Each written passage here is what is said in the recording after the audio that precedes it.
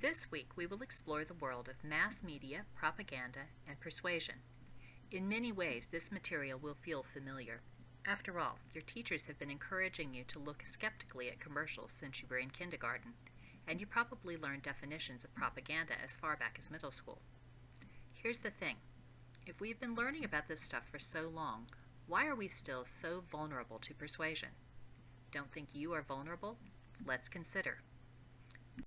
This morning, before you even left the house, you made decisions: what to wear, what to have for breakfast. You used a brand of toothpaste, a brand of soap, a brand of shampoo, all choices that were probably influenced in some way, conscious or not, by the media, advertising, or the selections made by your friends. Did you know that American women spend about $63,000 on hair and makeup over their lifetimes, and another $40,000 on diet products?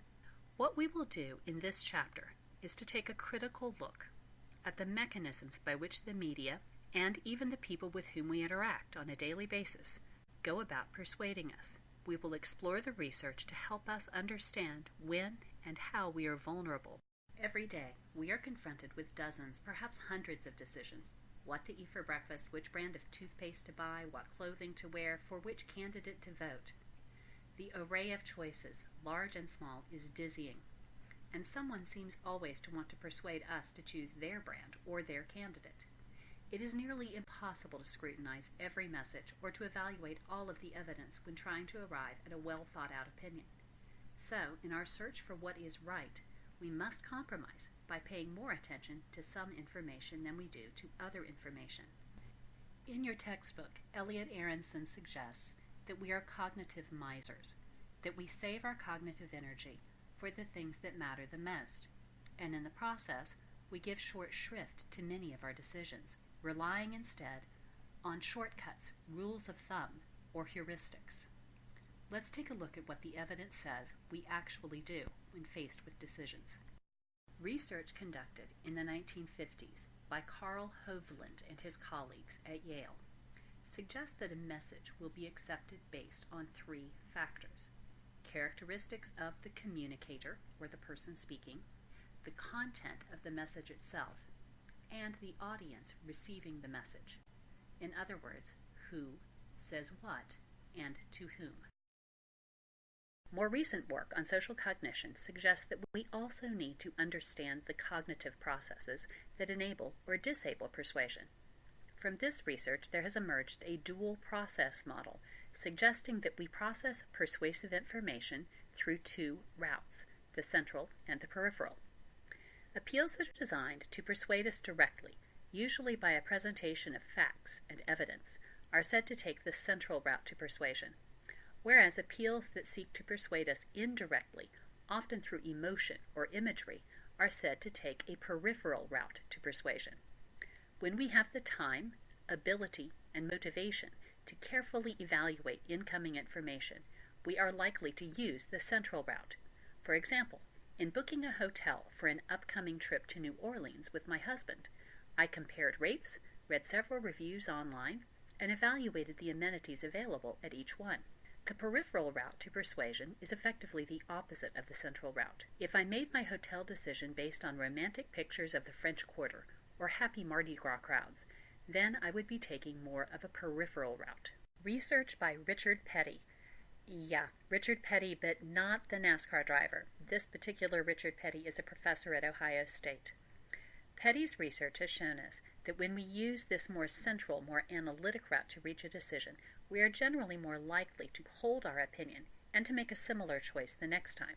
For example, if you were to carefully research a charity to which you are considering making a donation, you are also more likely to give to that charity again in the future. So when are we likely to choose one route over the other?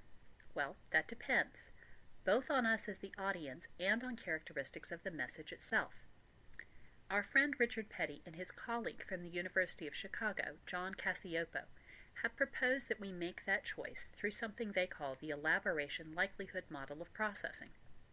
Petty and Cacioppo's elaboration likelihood model agrees that there are two different routes to persuasion, the central and the peripheral, and they say that the route chosen is a factor of the cognitive capacity of the individual and individual differences of that individual.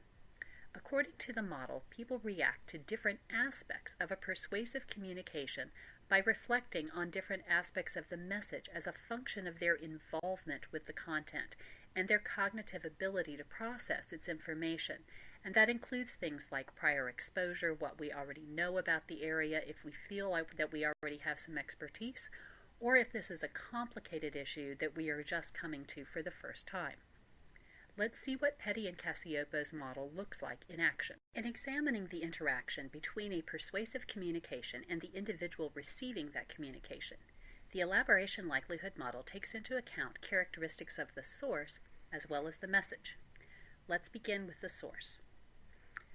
An attractive source tends to draw our attention and become more credible to us. But the power of attractiveness is limited if we have other reasons to question the source's credibility or motivation. Repetition, or the sleeper effect, tells us that even if we don't initially believe a source to be credible, as time passes and we're exposed over and over again, we begin to perceive them as such. Simple exposure tends to enhance our perception of the source's credibility. Similarity to ourselves is also important. If we perceive a source to be like us, then that enhances the credibility of the source. For example, I'm more likely to try a new restaurant or select a popular movie if I believe that someone like me has enjoyed it. Hence the power of all of those internet comments that we find. Likability also matters. If we like the source, we think the source is a nice and pleasant person, we're more likely to listen to that source. And finally, credibility in terms of perceived expertise, our belief that that person knows what they're talking about, or that they may be acting against their own best interest in telling us about this fabulous new product. These 5 factors interact with our own personal level of expertise, as well as the amount of extraneous information we need to process. We now turn to characteristics of the message itself. The message content, in other words, the type of message and tactics that we may use to communicate a concept to an audience, as well as message construction, how the information is put together, how the content is placed within the message, how long the message should be, and how often that message should be repeated for maximum effect. First, let's discuss the content of the message. When delivering message content, the communicator must first look at the valence of the message. Is the information positive or negative? Are we trying to warn people away from something or draw them to it? Negative messages are often delivered with fear-based methods. This is your brain. This is your brain on drugs. The effectiveness of fear-based messages varies.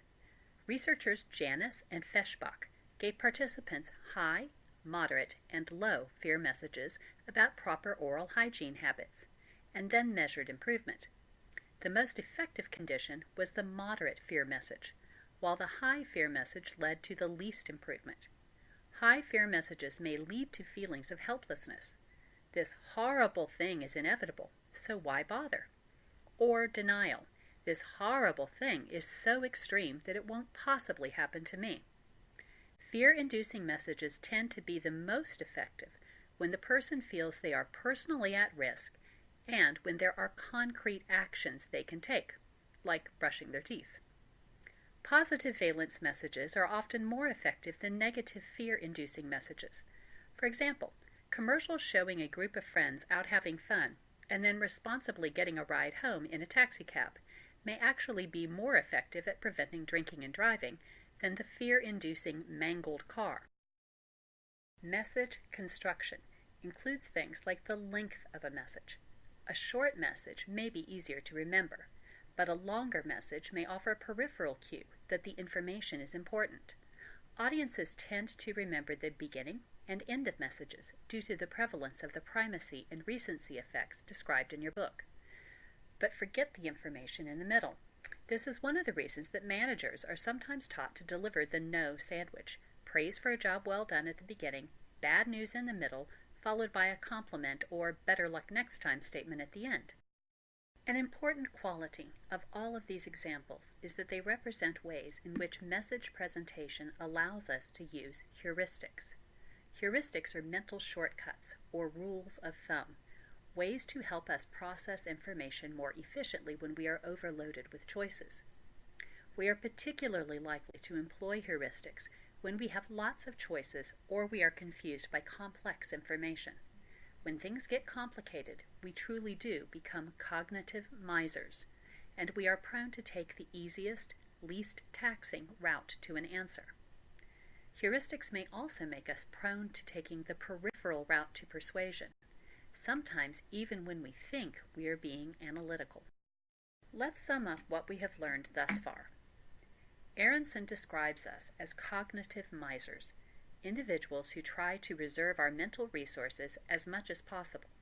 In doing so, we often look for the simplest way to make a decision, especially when we lack expertise or there are confusing numbers of choices. Petty and Cacioppo have described this tendency through the elaboration likelihood model. In Petty and Cacioppo's model, characteristics of the individual interact with characteristics of the message source as well as characteristics of the message itself. Let's imagine for a moment that our class has been hired to consult on the campaign of a presidential hopeful, candidate Chase. Let's think through what we would want to consider. First, characteristics of the audience. Our audience are voters, confused by the complicated politics abroad and the economics at home, uncertain of whom to select among a large number of candidates. The source, our candidate, and the spokespeople for our candidate. Remember those 5 key factors: attractiveness, repetition, likability, similarity, credibility. The message content and valence. Remember that moderately fear-inducing messages are effective if they have a clear plan of action mixed with positive messages. Message construction. Short messages are easiest to understand. Thus, sound bites matter a lot in an election. Bottom line, we want to sway the heuristics of the electorate in our favor. Notice our candidate here. He is attractive. He's likable. We're posing him in places that make him feel like an everyday person, just like us. We're making him look credible, pensive when he's thinking hard about things, intelligent when he's debating another candidate, positive and enthusiastic, showing us that the action we can take to avoid disaster is simply to vote for him. And by the way, the photo credit for the pictures on this page go to Pizzuti Photography. The pint-sized politician in the photographs is Chase, the young son of one of Pizzuti's friends. You can find more information on the Chase for President project from the link at the bottom of the page.